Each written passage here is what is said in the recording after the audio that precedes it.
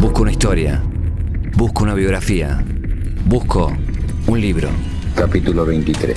Ha llegado el momento. ¿Cuál de los dos escribe esta página? Lo señala un diálogo breve. Cada pregunta tiene su respuesta. En esos instantes te ayudará el recuerdo de los que escribieron solos, Y solo algún instante de mí podrá sobrevivir en el otro. que no corresponden tanto a lo que verdaderamente son. Ya no somos los mismos. Todas las cosas quieren perseverar en su ser. Las cosas tienen vida propia.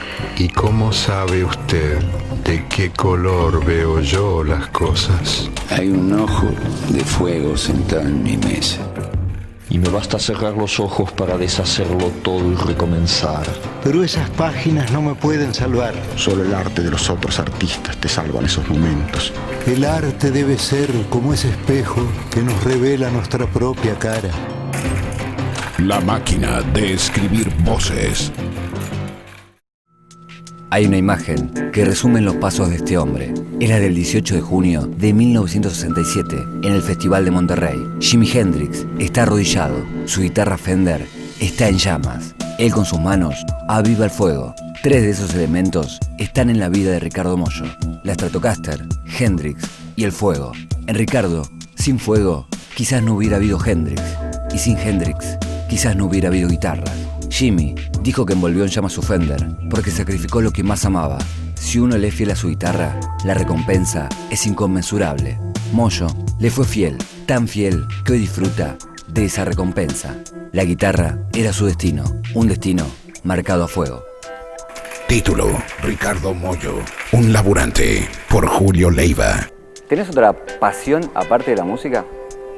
Pasión, no, la verdad que no. Sí, por ahí los árboles, plantar, así como donde pones el corazoncito, sí, en plantar árboles es algo que me gusta mucho. Pero especialista de ver tipos de árboles, saber cuál. Especies que quizás consuma, como el ginkgo biloba, son cosas que... Claro. El aloe vera, ¿no? Que no es un árbol, pero son cosas que intento tener las plantas de lo que consumo, ¿no? De especies, esas cosas, además de árboles grandes. Una cosa que me llamó de tu historia, que es los puntos, el clic, digamos, ¿no? Y creo que hay un clic en tu vida que es el incendio cuando vivías en Pergamino de la fábrica de tu viejo de zapatos, que eso puede ser que fue algo que cambió, digamos, o sea... Es la primer palanca. Claro. Sí, más bien, eso es como... Si crees en el destino, es un poco el porqué de no terminar siendo quizás un productor agropecuario en Pergamino o zapatero en Pergamino, ¿entendés? Por el éxodo de mis viejos de ese lugar acá. A esta. ¿Y te lo pusiste a pensar en esos términos, digamos?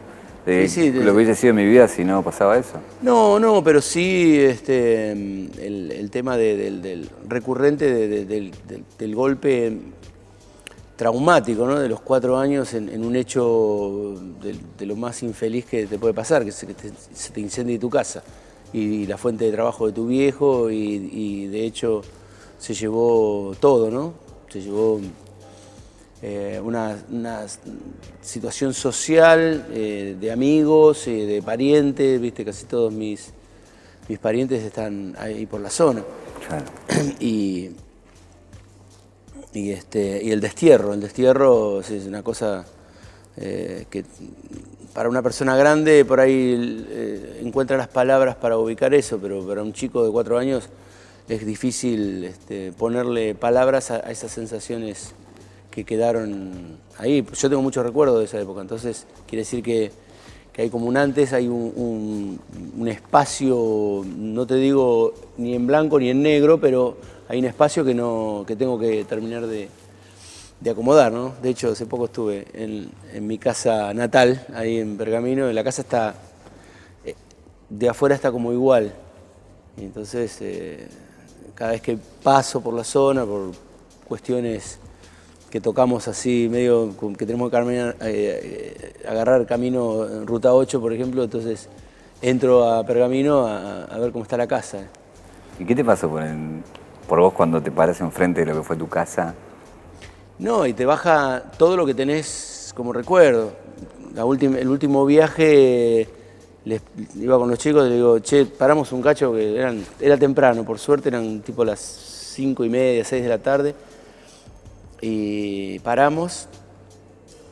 Y la primera vez que encuentro la puerta de la casa del zaguán, la primera vez que encuentro la puerta abierta del zaguán. Siempre que pasé estaba cerrada. Está la puerta abierta y ahí encuentro la segunda puerta, que yo no la tenía en mi mente, tenía solo la puerta de calle. Encuentro la segunda puerta y dije, estoy casi adentro de mi casa. Y había un vidrio roto y entonces me asomé por el vidrio y vi el patio donde yo jugaba. Y ahí te cayeron imágenes. No, ahí es como que dije, todo lo que yo tengo en mi cabeza es cierto. ¿Entendés? Claro. Esos espacios. Así que nada, golpeé y hasta que me abrieron y les pedí que me dejen entrar a mi casa. ¿Y te conocían? ¿Sabían quién eras? No, en principio no y después sí. Pero salió una mujer y yo así, viste, le dije, disculpame, le digo, pero yo nací en esta casa y te pido por favor si me dejas entrar. Y la mina se quedó dura así, me dice, sí, pasá. Así que entré ahí, ahora es un taller de serigrafía. Y es una casa chorizo. Así que nada, recorrí la habitación que yo tenía en mi cabeza, los espacios que no tenía muy claros.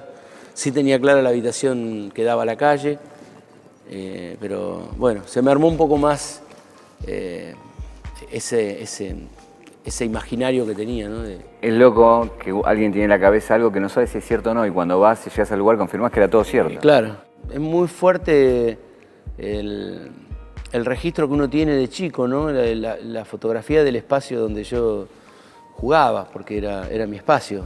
¿Y del incendio sí te acordás de ese día? Sí, del incendio me acuerdo, y me acuerdo del post, de caminar a UPA de mi viejo con un bombero al lado, viste, recorriendo la situación, porque la fábrica de zapatos de mi viejo estaba pegada a la casa. Y yo iba a la fábrica cuando estaba en funcionamiento y recuerdo a la gente trabajando, y después entrar al mismo lugar con un bombero, recorriendo el lugar, y recuerdo una cosa que me llamó mucho la atención, un rollo de papel madera, que era el papel con que se envolvía lo que ya estaba terminado, y que todavía estaba como un pequeño, una lengüita de fuego del rollo de papel madera, ¿no? Que me quedé mirando la imagen de un rollo con una parte quemada, y con esa pequeña lengüita de fuego. Son, viste, cosas muy... Fotos. A fuego, ¿entendés? A fuego. Vaya redundancia. A fuego. ¿Y tu viejo cómo era? ¿Cómo eran? Sí, ¿cómo eran tus viejos, digamos, en esa niñez, ellos como padres? ¿Qué recuerdos tenés de ellos en esa época? Y mis viejos eran dos personas, sobre todo los dos en realidad, muy laburantes, ¿no? Mi vieja en ese momento se dedicaba a sus hijos y a la casa, ¿no? Y mi viejo era el que estaba ahí apasionado con lo que le gustaba. Estaba bien eso. Pero a la hora del divertimento recuerdo, y de hecho vi muchas fotos de mesas larguísimas llenas de gente, guitarreadas, mi hermano mayor haciendo todas sus suertes de zapateo y guitarra y canto, bailando, amigos que tenían un grupo folclórico, gente grande, y mucha fiesta, ¿no? Como que se divertían mucho desde un lugar, se lo veía como muy sano, así, fotográficamente se ve como algo que, digamos, tenían como esa parte de mucho laburo y después estaba ese rato de la diversión con amigos. ¿Y hay alguna frase que te haya quedado marcada de tu viejo? ¿Viste que nos quedan marcadas esas frases que te dicen? Frases que han quedado en temas... Estoy hablando de las que uno toma y dice, bueno, esta tenía razón. No, sí. Mi viejo agarraba... Cuando te veía con algún diario de esos que eran muy sensacionalistas, te decía, no leas ese diario que chorrea sangre y leche. Saqué, corté así y ahora es parte de una letra de un tema. Claro. Sí, varias cosas tenía frases para mí, digamos, un poco el estilo de las letras es el estilo que mi viejo tenía para graficar o referirse a situaciones, ¿no? Como sintético y eso, ¿viste? Exacto. Sangre y leche. Mirá qué loco, o sea que en tus letras está tu viejo, básicamente. Sí, claro. Sí, está porque lo tengo presente, no en lo que... En la actitud, ¿no? Porque el discurso de los padres, ¿viste? Te entra por acá y te sale por acá. Pero la actitud de ellos es lo que a vos te queda como enseñanza. O sea, el hecho era importante. Es lo que ves, no lo que claro. te dicen. Si yo veo que mi viejo hace una cosa y me dice otra, me voy a quedar con lo que hace, no con lo que me está diciendo. Lo que me está diciendo es que hace un libro y dijo, che, esto es así. Y la música te entra por tu hermano. Y la música, digamos, en el descubrimiento, más allá de esa otra música, ¿no? El folclore entra por la casa, por la familia. Lo que pasa es que mi hermano llegaba a casa, yo con 8 años, él ya se había hecho amigo cuando nos mudamos a Palomar, que era el primer punto, el segundo punto, pero bueno, fue donde él empezó a tener relación con una discoteca que había en Ciudad Jardín, que era del otro lado de Palomar, y venía con un montón de simples, en los cuales apareció un día Aretha Franklin. Yo tenía 8 años y venía escuchando boleros, lo que se escuchaba en la casa, ¿no? Hasta ahí que te gustaba. Hasta ahí que te gustaba. El bolero. Sí, el bolero me gustaba mucho. Me gustaba por esa cuestión de las sonoridades, de los arreglos de voces. Claro. O sea, siempre presté mucha atención a cómo estaba hecho, ¿no? Pero cuando apareció Aretha Franklin, ¿viste? ¿Qué pasó? ¿Qué es esto? Estaba buenísimo, porque era una música desde un lugar no tan meloso, ¿viste? Con una estridencia que era excitante. Y con 8 años yo era una esponja, ¿entendés? Recibía eso como la cosa más renovadora en cuanto a la música. Así que... ¿Y el paso tuyo a cantar o a querer tocar instrumentos fue natural o dijiste, no, yo quiero hacer esto? No, era como una práctica en silencio, ¿no? Es contradictorio, pero era una práctica que yo hacía escuchando canciones, les cambiaba la letra o le ponía palabras que no significaban nada en lugar de la letra. Era un juego y le inventaba voces a las voces que estaban, ¿no? Te hablo de los 8 o 9 años. ¿Y había algo de timidez también en eso? Que sea mucho, silencio? por eso lo hacía para adentro, claro. O sea, por eso era una cosa mía, digamos, extrovertido era mi hermano y yo era el yang, el otro, el yin y el yang, ¿viste? El introvertido y el extrovertido. ¿Y cuándo te animas a exteriorizarlo? No, ahí nomás porque decidí en un carnaval, así, yo iba a visitar a unos parientes que tenía en Temperley, y había en la esquina de la casa de mis primos había una sociedad de fomento. Y se hacían bailes de carnaval y se hacían concursos de todo tipo y entre ellos un concurso de canto. Y fui sin decir nada, me crucé hasta ahí, me anoté y a la tarde, así cuando era en esa situación, fui y canté. Y bueno, gané el concurso y me dieron una copita de ganador. Así muy bueno que hayas ganado, te habrá dado una confianza. Sí, lo que más me generó fue la inquietud de bueno, parece que lo podés hacer. Claro. Porque el reconocimiento no es la copa, es poder subirse a un escenario. Y enfrentar. ¿Entendés? O sea, si ya pudiste poner un pie ahí y emitir un sonido y sostenerlo, ya está. Rectificate que te la bancaste. Claro, bueno, el premio fue subirme al escenario y bancármela. O sea, lo otro fue la redundancia de eso, que sí, te ganaste una copita. Buenísimo. ¿Y ahí fue sorpresa para la familia? Que vos que estabas en silencio de repente... Sí, obvio, siempre era como, ¿qué hizo este? Sí. Después se enteraron, porque claro, obviamente es claro. un lugar así, ¿no? En 4 cuadras. Y bueno, nada, decidí seriamente esa misma noche, cuando llegué a mi casa, me acuerdo, viste, de toda esa vuelta, llegar, poner la cabeza en la almohada y decir, bueno, tengo que aprender a tocar la guitarra. ¿Cómo fue? ¿La primera guitarra llegó? ¿La pediste? Llega, en principio, lo otro, que es empezar a escuchar toda esa otra música, ya mudado desde donde vivía, donde había descubierto a Aretha Franklin, a una nueva casa. La guitarra yo la la descubro como eléctrica, no la descubro como la guitarra criolla, que de hecho tuvo un paso muy fugaz por eso, que fue una que me compraron mis viejos en una de esas vueltas a Pergamino, que había un fabricante de guitarras que ellos conocían, entonces fueron y me compraron una guitarra en lo de este tipo. Que yo automáticamente llegué y la pinté con un aerosol, la pinté de blanco. Entonces ya era intentar tener una guitarra eléctrica que no lo era. Pero los primeros pasos, el acercamiento a la guitarra fue a través de la guitarra de un amigo, un vecino que vivía a unas cuadras, que él sí tenía una guitarra eléctrica y intentamos armar un grupo con él tocando, este chico tocando la guitarra, otro chico de unas cuadras más allá y yo cantaba. ¿Cuántos años tenías ahí? 12.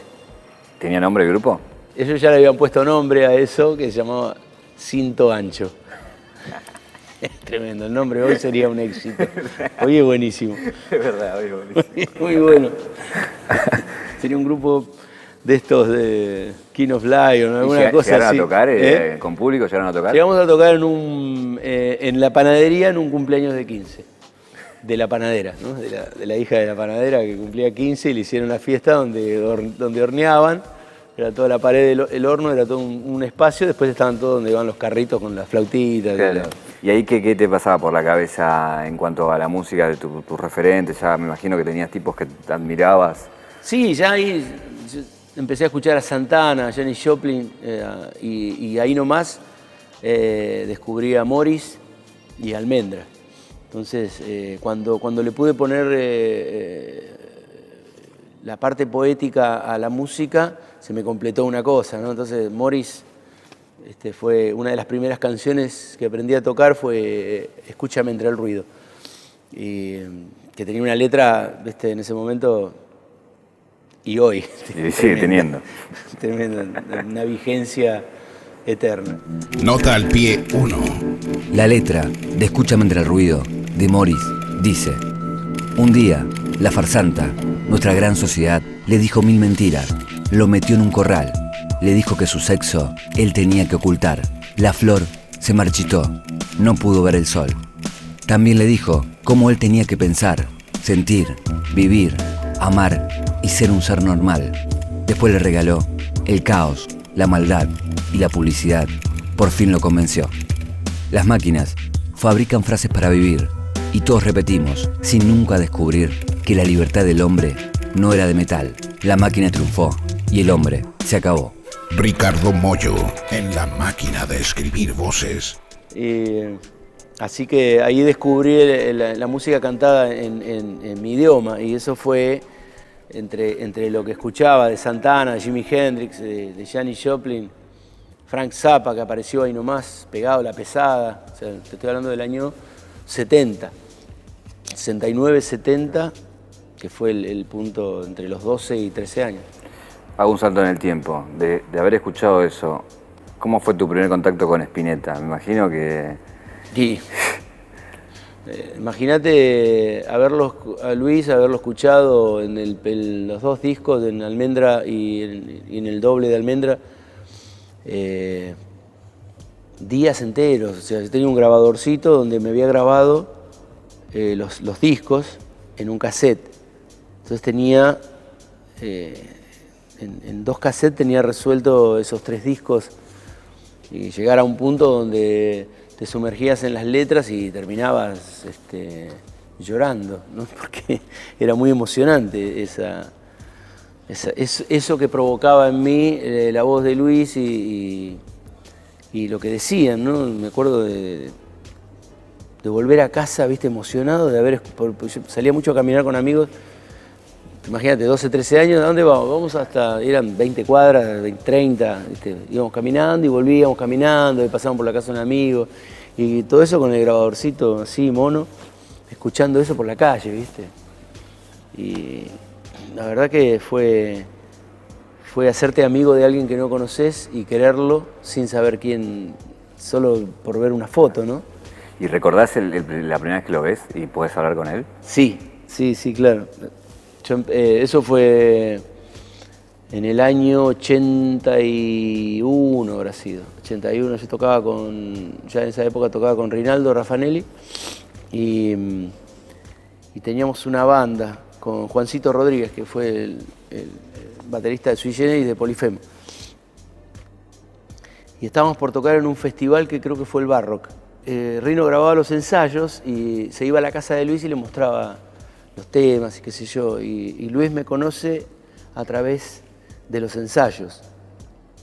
Entonces, cuando llegamos al lugar, al camarín de ese evento, tocaba Luis también.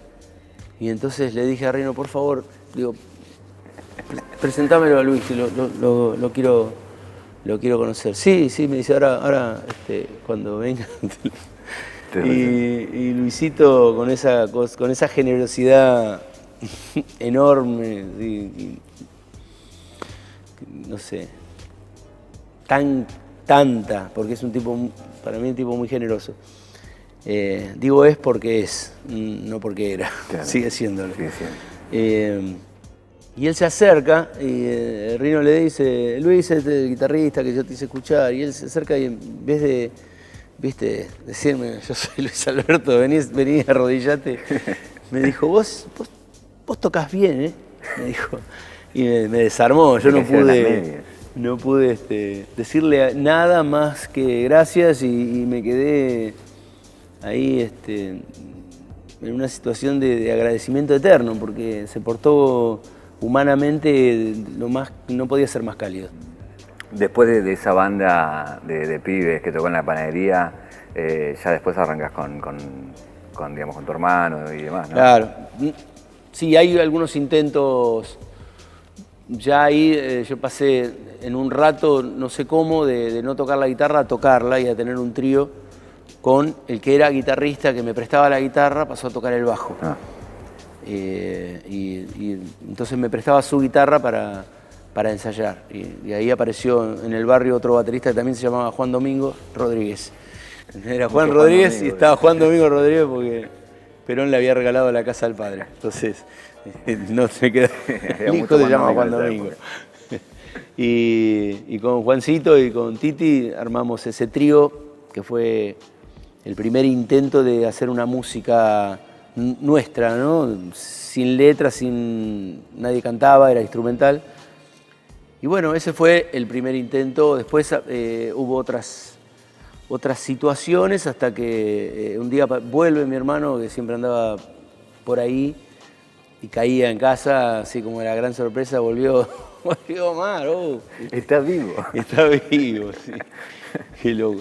Y se decide medio instalarse en casa. Entonces ahí medio empezamos a tocar juntos y ahí aparece otro vecino que tocaba la guitarra, pero que al ver el medio del proyecto con Juancito, el baterista, decidió tocar el bajo para estar en eso que estábamos armando, que fue el primer MAM. Un cuarteto. ¿Y recordás el primer tema que componés? Sí, me acuerdo del primer tema que compongo y que nunca llegó a ningún lado y quedó como una cosa así instrumental. Y uno de los primeros temas que compongo musicalmente que atravesó el tiempo se llama Soy quien no ha de morir. Que todas las letras de esa época de MAM las hacía un chico que tenía un bar a la vuelta de donde ensayábamos, que se llamaba Pedro Irigaray. Y entonces yo le llevaba los temas en un cassette y le decía, mira, hice esto así con esta melodía, y él le ponía la letra arriba de eso, que es lo que yo después tomé como forma de hacer las cosas, ¿no? Primero la música, después la letra. Y Pedro hizo la letra de Soy quien no ha de morir. En esa época, ¿qué fue del colegio? ¿Había laburo a la vez? ¿Cómo era? Y esa época fue donde yo decidí dejar el colegio. Justo en ese momento, porque yo tenía 15 años más o menos cuando hicimos ese primer intento, que fue en el 72-73. Que nos fuimos a un lugar que es el sótano donde después ensayamos los siguientes 20 años. Con todas las bandas que tuve, con todas las bandas que participé. Y ahí ya nos establecimos. Yo estaba dejando el colegio porque no soportaba más el régimen carcelario, así con salidas. Qué feo que es el colegio. Y ese colegio era una cosa muy estricta, muy militarizada, con condimentos religiosos, ¿viste? Un montón de cosas, la verdad que... Así que hice un tercer año fallido y un tercer año a la mitad y me fui. No tuve buena experiencia, mi viejo tampoco, y cuando le planteo que no quiero estudiar más, me dice, bueno, ya mi viejo se había establecido, había laburado muchísimo todos esos años y había armado su fábrica, su empresa, ¿no? Tenía una fábrica de zapatos bastante grande. Entonces me confina a trabajos forzados. Forzados, porque claro, en ese momento todavía había una ley laboral que permitía 12 horas de laburo, o sea, de 6 de la mañana a 6 de la tarde. Y yo laburaba de 6 de la mañana a 6 de la tarde. ¿Y qué hacías? ¿Qué hacía? Todos los trabajos que hay en toda la línea de calzado yo los sé hacer. Entonces hice digamos, el derecho de piso y después tenía mucha capacidad de aprendizaje de esas cosas y terminé de alguna manera llevando adelante una línea de producción, ¿entendés? Manejando una máquina, ¿no? Que era la última máquina, que es donde sacás el zapato de la horma. ¿Cuánto tiempo laburaste ahí? Laburé un montón. Ahí en eso y en todo eso laburé unos 10 años. ¿10 años? Sí, 12 horas. Un poco más, o 12, sí. ¿Y la música era después de ese laburo? Era durante y después, porque compuse muchas de las canciones que teníamos en ese momento, las compuse trabajando. ¿Y en esa época ya de adolescencia, más juventud? Sí, ya eran, ya te digo, 16, 17, 18, 17. Sí. El tema de un pibe tímido, ¿cómo era el tema mujeres en ese momento? No, nunca tuve problemas con eso. Sí era muy tímido, entonces por ahí me costaba un poco más, pero si alguien me gustaba, terminaba ahí, ¿viste? Siempre me tuve confianza. ¿Y ayudaba a la guitarra? ¿Y ayudaba a la guitarra o no? No ayudaba mucho, ¿no? Porque era casi Lo que más ayudaba era que seas un laburante, ¿viste? Y sí, porque si tocaba la guitarrita eras casi un delincuente. Así que, claro, sí. Tenías para ofrecer. No, ahí era, ¿viste? Era una actividad clandestina la música. Por más que sea muy atrayente, ¿viste? Y qué sé yo, pero sobre todo en esos años, ¿viste? Estoy hablando de, digamos, el inicio de las 3A, ¿entendés? A todo el resto. O sea, salías a pegar afiches y era complicado. Pelo largo, ¿viste? Con el engrudo así a la noche. Tenías todas. Y tenías que tener mucha suerte, sí. Que de hecho tuvimos. Ricardo Mollo tiene en la derecha una zapatilla y en la izquierda empuña la eléctrica. En cada mano tiene parte de su vida. El calzado choca contra las cuerdas y estalla en un sonido psicodélico. En la derecha está la fuerza, en la izquierda el arte y en el medio está Ricardo Mollo. Un tipo que hoy sería zapatero si no fuera porque decidió dejar de empuñar el martillo para empuñar una Stratocaster y pegarle a las cuerdas de su Fender. Porque el día que conoció esa guitarra, sintió que había encontrado la horma de su zapato. La máquina de escribir voces, palabras que se imprimen en el aire. Capítulo 2. En 1993, a Mollo y Arnedo se les ocurrió subir al escenario de obras en poncho y a caballo. ¿Pero de dónde sacar esos animales? Fueron a un campo de la provincia. Allí le explicaron a los vaquianos lo que querían hacer. Los hombres de campo le dijeron que no había ningún problema. Pero mire que va a sonar fuerte, les advirtieron los divididos. No pasa nada, no se van a asustar, le contestaron. Cuando volvieron a buscarlos para el show, los gauchos les dijeron: vayan tranquilos, por las dudas le pusimos la radio fuerte, para acostumbrarlos. Los caballos, esa noche, se lucieron. Mollo y Arnedo, también. Un chalchalero es un Rolling Stone. Julio Leiva, en la máquina de escribir voces. La pregunta es ¿cómo conociste a Arnedo, básicamente? Porque es...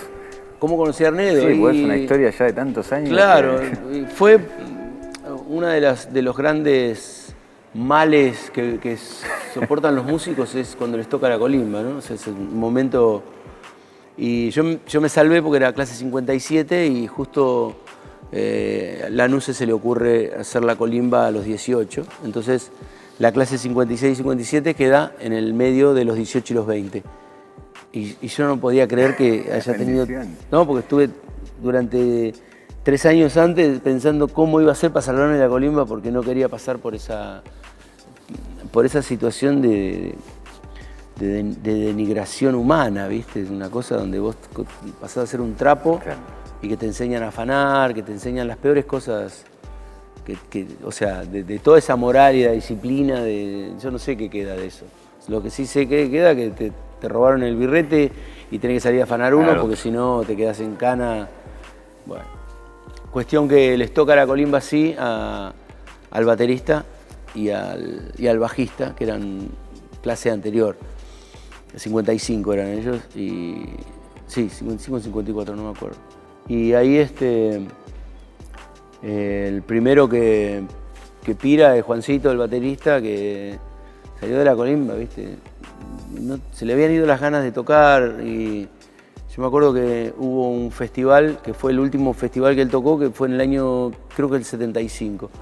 Muy loco esto, pero dijo, si levanto los brazos en el último tema es que no voy a volver a tocar la batería.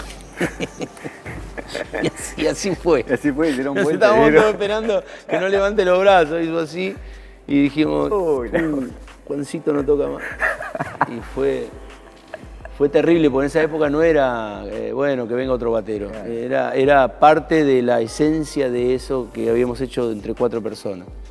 Ahí aparece Diego, que él tocaba con su banda, un trío llamado Salmos, no lo pude ver, pero sabía de la existencia. Entonces mi hermano me dijo, mira, hay un bajista en Hurlingham, así, consiguió el teléfono, lo llamó y apareció Diego con el bajo, hola.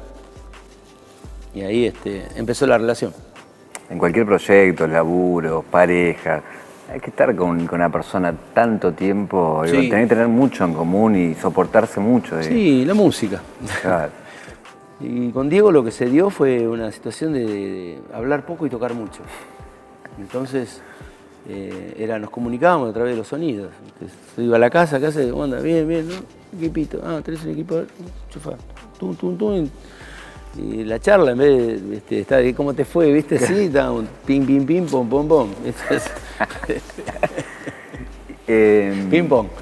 En el momento que, bueno, él te lleva a conocer a Harlingen y terminás en Sumo y demás, ¿hay alguna anécdota que vos digas, Sumo era esto, o Luca era esto, digo, que para graficar lo que fueron esos años? Sí.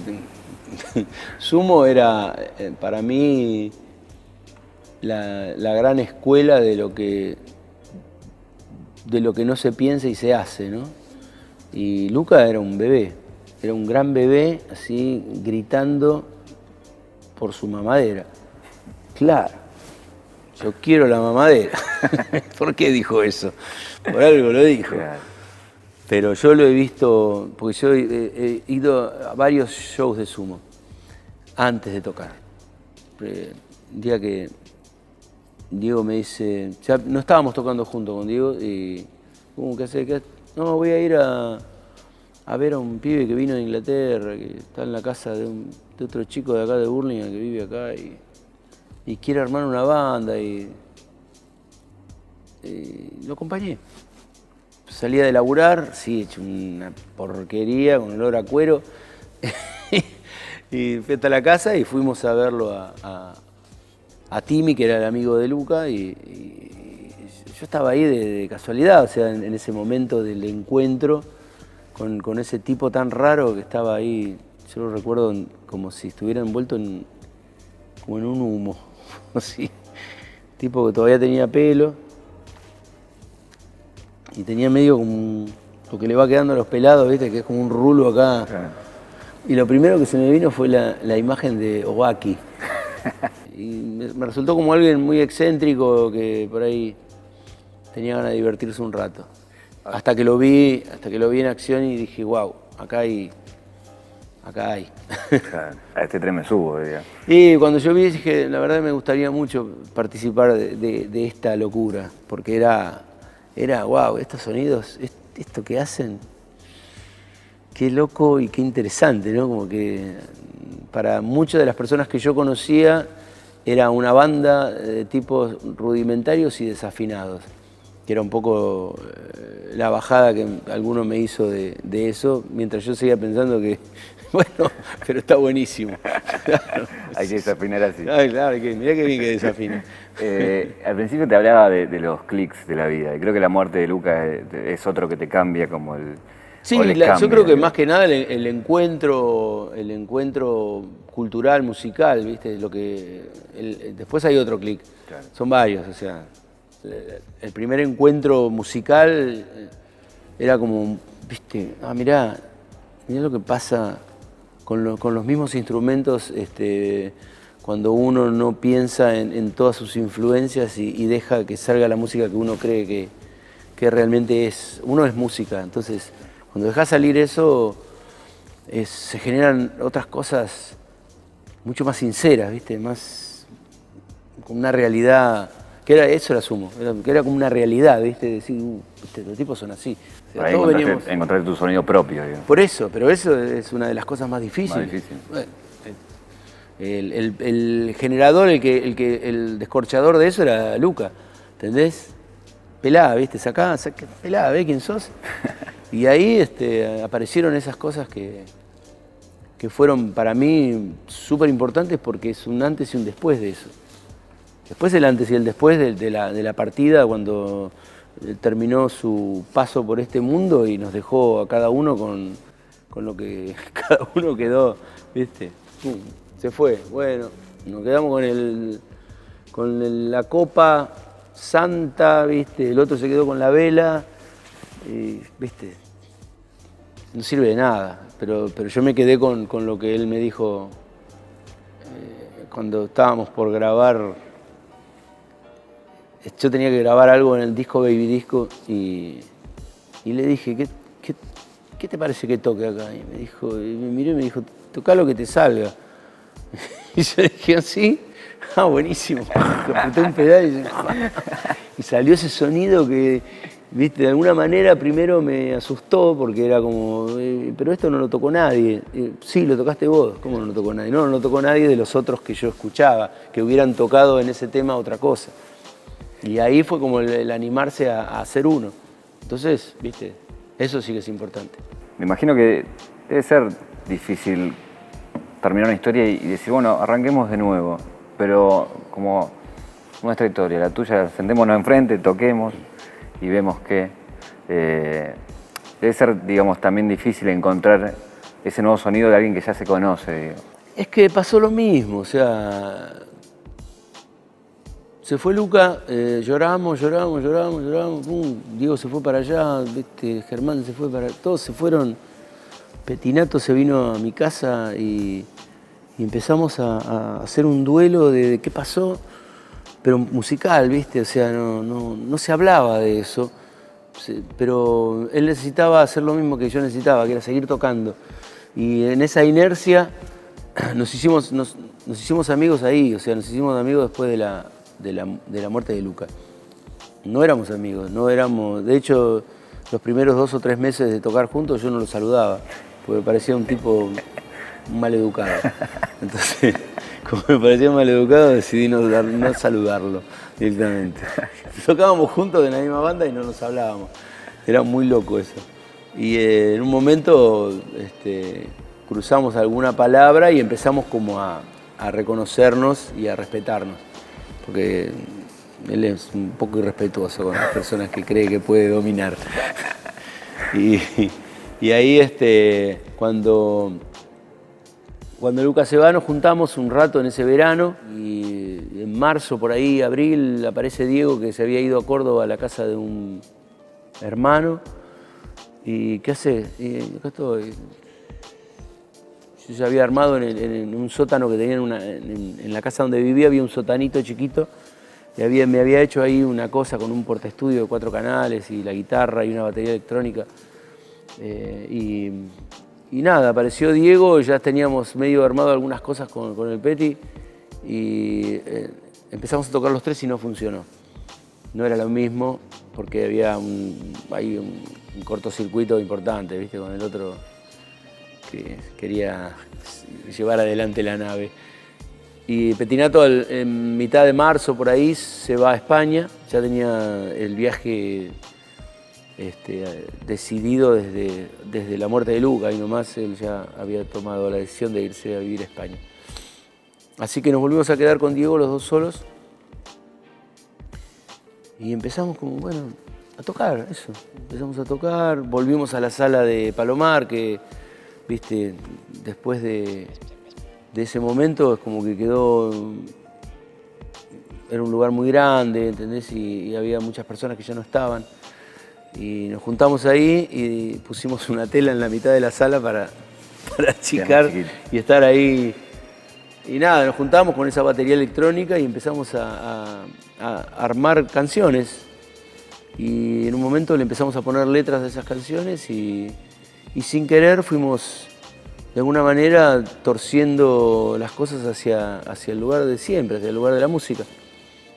Y hacer el duelo en una situación de abrazarnos en esa situación de desgracia, de desconsuelo, porque se fue el tipo que nos juntaba a todos, ¿no? Porque Luca era quien hacía que esos 5 tipos distintos funcionaran con él mientras él estuviera ahí. En el momento que él no estuvo, cada uno tomó su camino. Nota al pie 2. Quizás el legado de Luca no fue darle a Moyo la oportunidad de tocar en su banda, ni de trascender, ni de subirse a grandes escenarios. Quizás su mayor legado fue decirle, sé vos mismo. Quizás Luca está vivo de muchas formas, pero en Ricardo está vivo cada vez que Moyo es Moyo. Esa podría ser la mayor influencia de Prodan. Decirle que no tuviera influencias. Uno deja de ser uno cuando se divide, porque puede ser varios. Pero Ricardo es más Moyo cuando tocan divididos. Ricardo Mollo, en la máquina de escribir voces. Después, bueno, vino éxitos con los discos, con show y demás. Pero hay una cosa que a mí siempre me llamó la atención de verte hablar, es de que hablabas de que eran años de oscuridad para vos y que en un momento también la térmica se te salta por otro lado en un viaje y como que das vuelta en lo personal. ¿Eso con qué tenía que ver, digo, en lo personal? No, años de oscuridad no, años de ir conociéndose, de descubrirse, de saber quién es uno y de transitar las cosas que uno se le ocurre transitar dentro de la curiosidad y la inquietud, ¿no? Entonces vas por caminos que a veces no tengo ningún mal recuerdo de ninguna de las cosas por las que pasé. Sí sé que esas cosas está bueno pasarlas y tener la posibilidad de recordarlas con una sonrisa y decir, bueno, estoy vivo. Pero bueno, me acuerdo una situación de cuando estábamos por hacer el primer Obras, fuimos a un lugar en Maastricht a ver caballos, porque subimos a caballo al escenario, porque fue nuestra primer conquista de haber podido hacer un Obras solo, sin tener que contar con la ayuda de los que en ese momento eran los dueños del rock. Claro. Fue bastante complicado. Y salimos de ahí, viste, de hablar con los muchachos que cuidaban los caballos, de explicarles lo que íbamos a hacer y de toda esa cosa. Y íbamos en un Falcon, íbamos como 5, éramos. Hablando así, y en un momento estábamos por cruzar una vía y Diego dice, guarda, y el que estaba manejando frenó y pasó el tren. Pero fue así, no fue, guarda, no, guarda, dijo, y el otro hizo tum, frenó y el tren pasó. Y la vida es eso, ¿entendés? Imagínate que si no decía ese guarda. si no estaba el guarda, no hubiéramos subido a caballo a Obras, digamos, para empezar. Claro, para empezar. Además de todos los otros, lo que venía después. Las otras cosas que vinieron después. Pero sí ese mítico viaje al norte tuvo mucho que ver en ese cambio. Sí, en realidad tiene que ver cuando uno decide. Viste, cuando sentí que tenés el techo acá y después decís, bueno, y ya está, ya viste. Y sí, pero es un techo, no es, claro. O sea, lo que hay que hacer es romper el techo y seguir, porque si no, la vida no tiene sentido. Y sí, me hice un viaje estaba como medio perdido, pero abierto a que sucedan cosas que terminen de construir esa otra parte, ¿no? El aprender a andar solo, el aprender a querer a ese tipo que vive adentro tuyo y hacerte amigo de ese, ¿no? Hacerte amigo porque sos vos. Entonces, y saber que van a transitar esta historia juntos hasta el último día. Y así que ahí decidí hacer un viaje solo, con una pequeña ayuda del Toto, que era el percusionista de los Cadillacs, que en un momento me dice, era fin de año y creo que fui a ver un show de Mimi Maura.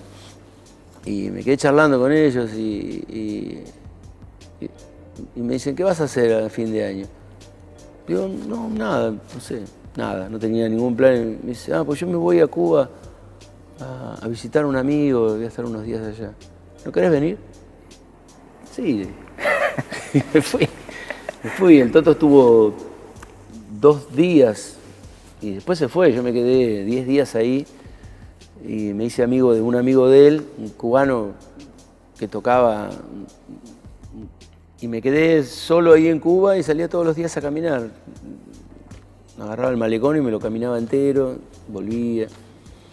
Me iba a escuchar música a un bar y volví acá y me fui, seguí de viaje, me fui a Córdoba a caminar. Caminé de San Marcos Sierra, de Capilla del Monte a San Marcos, 26 kilómetros de ida y casi 26 de vuelta, porque no llegué porque me había comprado un par de alpargatas y se gastaron. Y me mataron.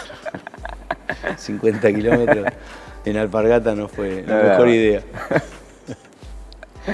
Y de ahí me fui más al norte, me fui a Salta y de Salta dije me voy a Jujuy. Y hice otro viaje donde cada caminata de la caminata es como una meditación en movimiento, ¿no? Es algo donde si andás solo te das cuenta en un momento de la caminata que no estás solo.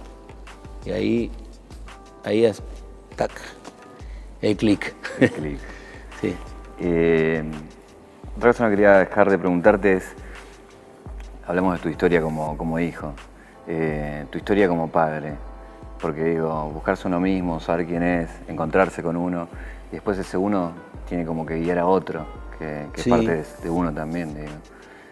¿Cómo la manejaste? ¿Eso fue todo un trabajo, una responsabilidad muy grande? Pasa que padre soy desde los 25 años.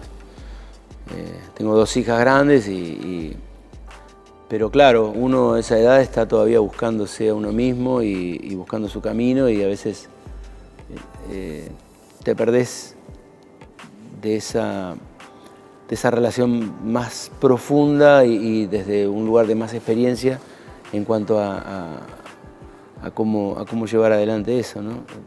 Quizás la revancha sea ahora de grande con mi hijo más chiquito, entonces ahí es como ver las cosas de otro lugar, ya más allá de ser el papá de él, estoy observando a un ser que crece y que es un individuo.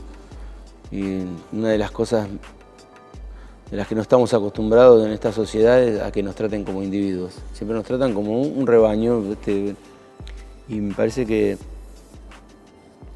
el gran aprendizaje de todo esto y poder de alguna manera enfocarlo en esta posibilidad de tener un hijo a esta edad es verlo como individuo desde el momento en que él llega a este mundo. Después del camino recorrido y todo lo que hiciste, ¿tu proyecto dónde está ahora? Digo, ¿están los hijos? ¿Sigue estando en la música a otro nivel? Está en el mismo lugar. Por suerte, la pulsión es la misma. Eso para mí es muy saludable, porque si vos me preguntás si me gusta hacer otra cosa, y la verdad que lo que más me gusta hacer es agarrar una guitarra y tocar. Eso es lo que más me gusta hacer. A veces estoy en mi casa y me encierro un rato a tocar la guitarra. Ese mundo que es inagotable, ¿viste? Y es un salón de juegos, es un lugar donde yo soy el niño que entra a su espacio a jugar. Y eso lo mantengo a través del tiempo. Entonces,